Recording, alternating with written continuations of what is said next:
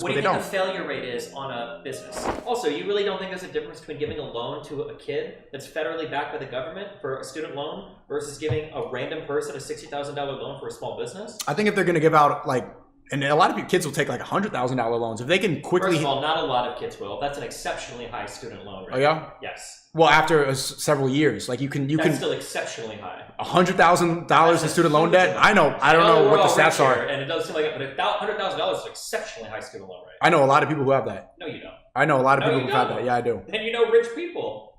Okay. What do you think the average student loan debt is in the United States? 20 to 40,000. Yeah, it's $37,000. I'm right. So 100.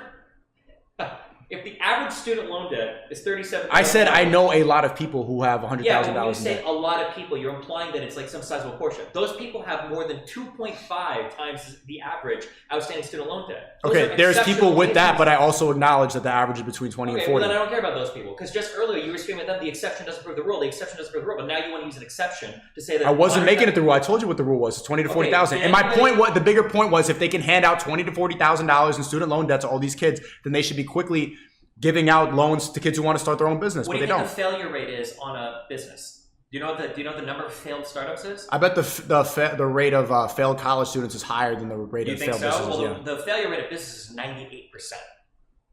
How many kids do you think drop out of college? Do you think it's 98%? Do you think it's 99%? That's not the only metric that can decide whether someone failed at college. It's the metric that I'm going to use if I'm loaning money as a bank. I have student loans that are backed by the federal government, and then I've got loans I can make to individuals that have a 98% failure rate. Well, because the bank wants you to be constantly paying that off, and they want you to start working immediately, so you start paying taxes, so you start becoming in a certain tax bracket. They want you to be there. The bank wants you to make more money so that you contribute more money to society, so they've got more money to loan out. They've got more shit to do, of course. But like, that's not a bad thing. You want the bank to be incentivized to have you to make more money. You want the bank not incentivized to have you make more money?